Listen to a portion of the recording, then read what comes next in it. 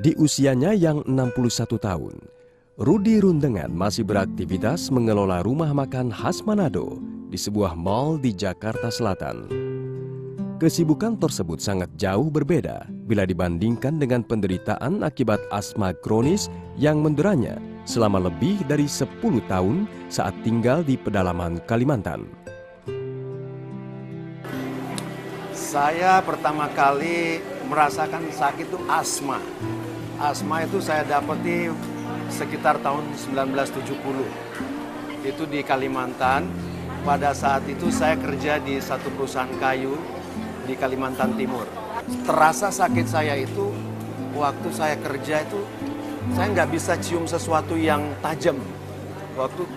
Kalau saya cium sesuatu yang tajam itu pilek, bersin terus, batuk terus. Itu awalnya sakit saya awalnya di situ. Terus timbul sesak napas. Nah, situ kira-kira tahun 74 saya dikirim oleh perusahaan untuk berobat ke Jakarta sini. Tahun 74 saya datang ke sini. Saya pertama kali di sini ditangani oleh dokter alergi Heru Sundaru. Tahun 74 saya hanya dikasih obat-obat biasa sampai kira-kira tahun 78 saya dikirim lagi ke sini berobat lagi. Nah, berobat lagi itu saya melalui klinik itu diadakan tes kulit untuk mengetahui alergi saya itu alergi apa. Nah, itu pertama kali sakit saya memang hanya asma, yang lain-lain sih belum.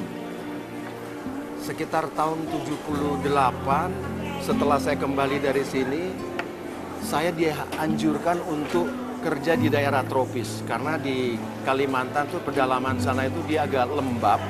Jadi saya diharuskan untuk pindah tempat pekerjaan. Jadi dokter katakan bahwa ini kalau asma, Pak, ini tidak akan sembuh. Alergi asma ini tidak akan bisa sembuh. Ya Bapak hanya bisa mengatur. Misalnya kalau kondisi lagi nggak baik, jangan minum es misalnya. Kalau cuacanya agak dingin-dingin, Bapak hindari. Ya dalam keadaan begitu kan susah saya hindari begitu. Dan dulu juga saya perokok. Terakhir di tahun 85 saya coba bisa berhenti. Dengan punya keinginan karena penyakit ini. Kalau menurut dokter kalau perokok ini nggak dihentikan, ya asmanya juga nggak akan sembuh. Malah ini bisa merangsang katanya kalau merokok. Nah, ditambah kemudian setelah itu saya rasakan tuh migrain. Migrain saya kepala sebelah kanan ini, mata sebelah kanan kalau dia kambuh, itu rasanya itu seperti ada kunang-kunang terus itu. Kalau sudah batuk, migrainnya kambuh, itu partner banget ini berdua, penyakit ini partner banget ini. Saya ketemu Noni baru tahun 2009, sekitar bulan April. Yang ketemu sebenarnya bukan saya, istri saya yang ketemu Noni ini. Istri saya minum itu, saya lihat dia minum, biarin aja. Karena dia kena mah akut, istri saya kena mah akut. Akhirnya dia coba, dia minum itu. Rupanya ada perubahan. Bukan ada perubahan, memang perubahan sama sekali. Karena terakhir waktu dia mau diperiksa ke rumah sakit Jakarta untuk dirawat, dia bilang begini, papi saya nggak usah ini berobat jalan aja lah. Nah di situ dia mulai, karena sudah orang kenalkan Noni sama dia mulai minum di situ. Nah sembuh, dia rasain sembuh, sampai sekarang sembuh. Saya coba dia yakinkan bahwa ini bisa menolong kamu ini Noni ini. Saya nggak mau sama sekali. Tapi ya akhirnya istri itu bilang begini aja dah. Ini yang terakhir, produk terakhir dah yang kamu coba. Siapa tahu ini Tuhan yang kirim untuk bisa membantu untuk menyembuhkan kamu. Siapa tahu. Nah setelah saya ketemu Noni udah dikenalin, saya coba.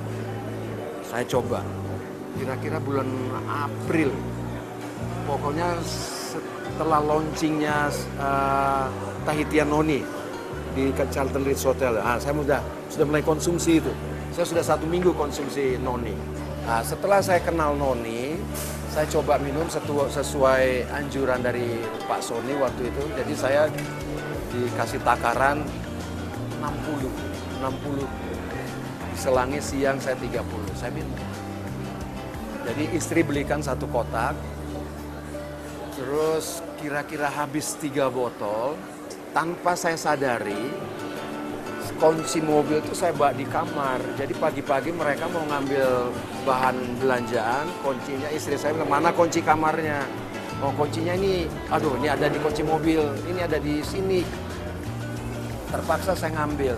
Waktu saya ngambil kunci, saya turun dari tempat tidur, turunnya tuh enggak ini, saya enggak, ya turun biasa aja. Tak saya turun, saya ngambil kunci, tapi saya belum sadar.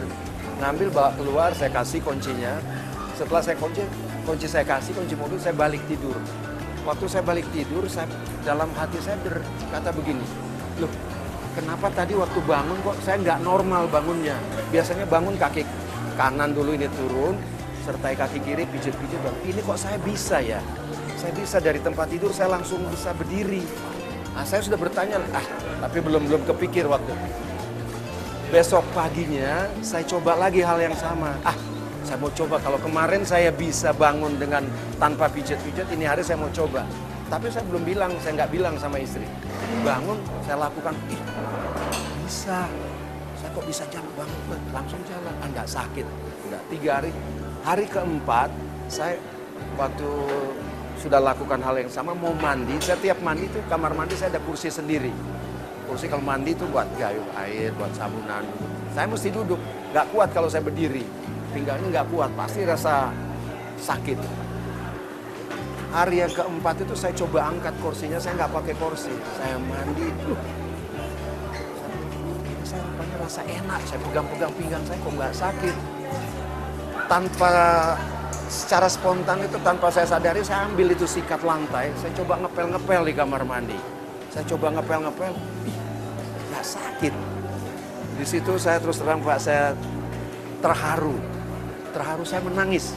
Di kamar mandi itu saya menangis. Saya bilang begini, dalam hati saya sampai bilang begini, Tuhan, terima kasih Tuhan. Rupanya memang apa yang istri saya pernah bilang, siapa tahu nanti Tuhan minta kasih kirimkan kamu suatu obat yang bisa menyembuhkan kamu. Rupanya ini yang Tuhan berikan sama saya. Sekarang saya sudah rasakan kesembuhan.